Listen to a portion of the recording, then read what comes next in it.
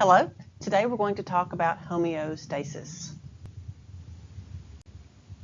So what is homeostasis? Homeostasis is the ability to maintain a relatively stable internal environment in an ever-changing outside world. For example, your body temperature. Your body temperature is 98.6. Even if you go outside and it's 110 degrees or -4, your body will adjust. You may get a little bit hot or a little bit cold, but your body will come back to 98.6. It will make those adjustments. That's homeostasis. We have chemical homeostasis, so things like blood sugar, oxygen levels, carbon dioxide levels. We have thermal homeostasis for your body temperature. We have neural factors, so our brain and our nervous system is involved in homeostasis. It's what we call a dynamic state of equilibrium. So it's not static. It doesn't just stay fixed. It just kind of fluctuates up and down and stays around a normal set point. So 98.6 is your body temperature. Sometimes it goes up, sometimes it goes down, but the average normal temperature is 98.6. It's maintained using all of your organ systems. So let's talk about some homeostatic control mechanisms. Your body must be constantly monitored and regulated to maintain homeostasis. And so the control systems that do that are your nervous system. Remember, that's the fast-acting system. And your endocrine system, that's the one that's a little slower. It's the one that uses hormones released into your blood. And also some other organ systems will play a role. And these all work together to maintain homeostasis. What you're looking at are variables that are factors that can change. So things like blood sugar, body temperature, blood volume, blood pressure, all of these things that will change over time, minute to minute or day to day or month to month. As these things change, then your nervous and endocrine system will help to control and bring them back into balance, along with some other organ systems as well. There are three components or parts of the homeostatic mechanism. You have a receptor, a control center, and an effector. So the receptor is what kind of picks up the signal or the stimulus. The control center makes the decision to decide what to do and sends out the correct response, which the effector is whatever is going to do something. So for example, if you were going to sweat, the effector would be the sweat glands and they would produce sweat. So the receptor, another word you can use, is a sensor, and it basically monitors the environment. It's what responds to the stimulus. So something like a pain receptor or a pressure receptor or a receptor monitoring your blood sugar, something's monitoring or sensing things in your body. The control center determines the set point and also receives information or input from the receptor and then determines what the appropriate response is. So for example, the brain. So if the receptor sent a signal to the brain, then the brain would decide, what do I need to do about it? And then it will send a signal or output to the effector, and the effector is the thing that responds, okay? And typically the way that homeostasis works is either by negative feedback or positive feedback. So negative feedback is when you basically do something that causes the stimulus to reduce, you basically bring the stimulus back down, reduce the amount of stimulus that you have. Or positive feedback is where you actually cause there to be more stimulus. So this is a schematic of homeostasis. So if you want to put homeostasis over the word balance, you're trying to maintain balance, and this is basically the steps involved in homeostasis. So the first thing is a stimulus, so something that causes a variable to change, so like body temperature, blood sugar. You have a receptor that picks up that change. Then that sends information or input to a control center. This is called the afferent pathway, so input and afferent, that means the same thing. The control center, so maybe the brain or an endocrine organ, will then send out the output or the efferent pathway to the effector or the organ that's going to respond, and then you're going to actually get the response and bring everything back into balance. Okay, so we're going to use some examples of homeostasis and how they work. So most homeostatic mechanisms work through something called negative feedback. And in negative feedback, the output, or the response, shuts off the original stimulus. And not a biologic example. I'm going to give you an example that's not biologic, and then we're going to use a biologic example. But an example of how negative feedback would work is the regulation of room temperature. Okay, so let's talk about negative feedback as it pertains to maintaining the temperature inside of a room. Again, not biologic, but a good example before we talk about what's going on inside of our body. So let's say we want our temperature in our room to remain balanced, to remain homeostatic, to stay around the same, and we want it to be 72 degrees, okay, all year round, regardless of what's going on outside.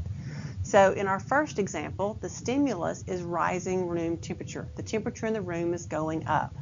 So the thermometer, which is the receptor inside your thermostat, your home thermostat, starts to sense a change that your temperature is rising above the set point. It's going above 72. That tells the control center, it sends a signal, the thermometer sends a signal to your thermostat, which is your control center. The room is getting too warm. We need to do something about it. The thermostat is going to send a signal to the heater. So maybe your heater's been on too much. So now the heater is going to go off. Okay, we're going to shut off the heat. If the heat is shut off, then the temperature is going to start to drop in the room. And so the response is the temperature drops. Okay, so your room got too hot, your heater was on too much, your temperature went up, your thermometer picked it up, sent a signal to the control center, said shut down the heater, let's cool the room off. Okay, so now the heater's been off too long. Okay, so your heater's gone off, and now the temperature's starting to drop. Okay, so it's gone off and it stayed off a little too long, and now your temperature is now below 72. Again, your thermometer picks that up, senses the receptor, picks up the drop in temperature, and sends a signal to the control center, your thermostat. The thermostat says, hey, we need to get the temperature back on, so it sends the heat back up. So it sends a signal to the heater, turn the heater back on. So when the heater comes back on, temperature rises, and that shuts off the stimulus. Okay, so that's how it works in your room when you're controlling your heat in your bedroom or your living room. Basically a negative feedback system using a thermometer and a thermostat. Now, in the body, we're going to talk about some specific examples of negative feedback in the body. Negative feedback is the most used feedback mechanism in the body. And again, the response shuts off the original stimulus. So in the example before, if you turn the heater on, the temperature rises. That would shut down the original stimulus of the temperature falling, right? So the response is going to shut off the original stimulus. So the variable changes in the opposite direction of the initial change. Okay, so just think about that. So if your temperature is rising, you want to do something that's going to shut that off. Okay, if your temperature is falling, you want to do something that shuts that off. Negative feedback. So a biologic example is body temperature. So things that we do, we sweat and shiver and respond to changes in temperature, and I'm going to show you how that works. We also can regulate things like glucose level, okay? And so we use a endocrine system to control our sugar levels in our blood, glucose levels. We use the nervous system to control our temperature. And so we're going to talk about 2 or 3 types of negative feedback examples in this talk. We'll do many, many more throughout the coming semester.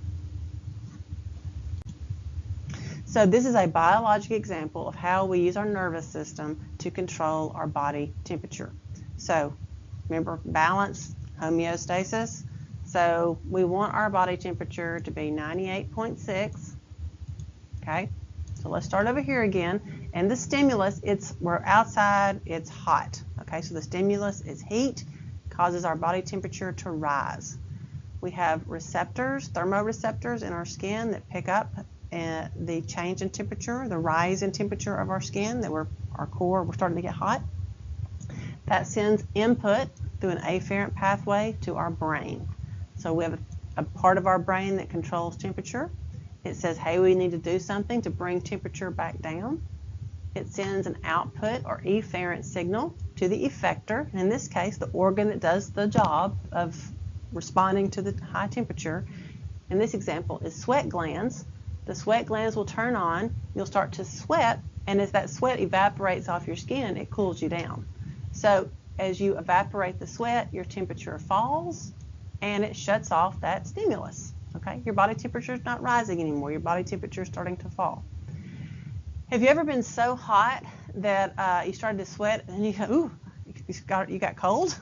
Well, let's say you sweated just a little too much, and so now you've evaporated off a lot of sweat, and now your body temperature is beginning to fall. Now you have temperature receptors that go, ooh, my body temperature is too low, it's dropping, we need to get it back up. So we send a signal, afferent, to the brain, again that control center. The brain control center sends an output, efferent information, to our skeletal muscle, and we start to shiver. And when you shiver, that actually generates heat, and so your body temperature rises. So the response, shivering to increase your body temperature, shuts off that original stimulus. That is negative feedback. So here's another example. Instead of using your brain, we're going to use an endocrine gland. And we're going to talk specifically about the pancreas. It's one of your endocrine glands. It's in your abdominal area, and we use it to help control our blood sugar. So in this case, the stimulus, we've had a big meal, okay, and so now our stimulus is rising blood glucose levels, or rising sugar in our blood. That will send a signal to the pancreas. Okay, so the pancreas detects this high glucose in our blood, and it secretes insulin. Okay, so insulin is a hormone. It goes into the blood, and it goes to the effector, which is the liver. Okay, and the liver basically will turn on cells that will basically start to take up glucose. So the cells will kind of turn on and they'll start taking the glucose out of the blood.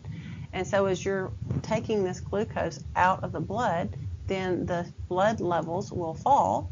Okay, so as you're falling blood sugar levels, as they start to fall, that will turn off that original stimulus. And so you'll return to homeostasis.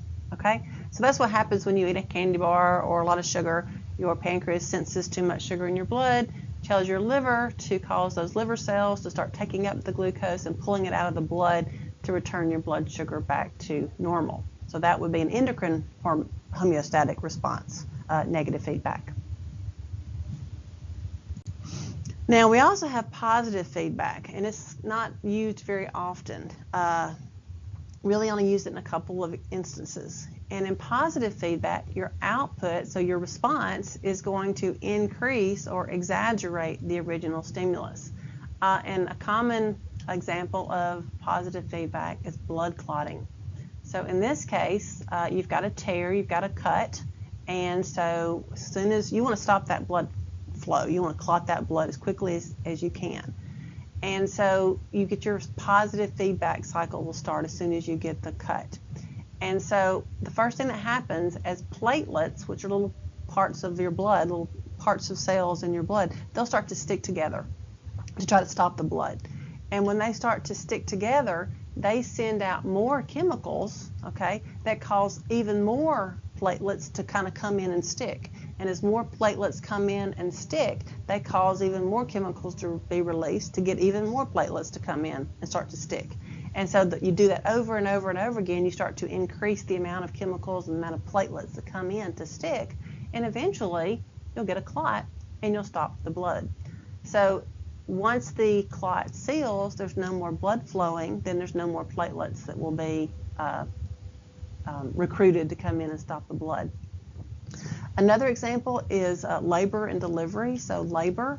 So I want you use the back of your book. It's a chapter later on in your book. But go to the back and look up oxytocin, and go read a little bit about oxytocin, okay, and how it works with positive feedback during labor. Okay, so that's kind of your homework. So take some time, go to your book, look up oxytocin, and read a little bit about how oxytocin and labor work in a positive feedback way. All right, So what happens when things get out of balance, if you have a homeostatic imbalance, a lot of times that's going to increase your chance of disease. So for example, people that are diabetic have a problem with their insulin. So they don't produce the right amount of insulin or any insulin, and so they can't get the sugar out of their blood, so they have high blood sugar. So it can increase your risk and be a reason that you have disease. As you get older, your control systems just start to break down, so you'll start to see people have problems regulating like body temperature. You may notice that older people are always cold. They can't seem to keep their body temperature regulated very well as they get older. As these negative feedback mechanisms kind of start to break down and get overwhelmed and they don't work well anymore, you'll get, again, diseases. And some examples of that would be diabetes with blood sugar and heart failure. So we'll talk more and more about these later on and how changes in homeostasis and imbalances in homeostasis can lead to certain diseases. Okay, thank you very much. Thank you for your attention. See you next time.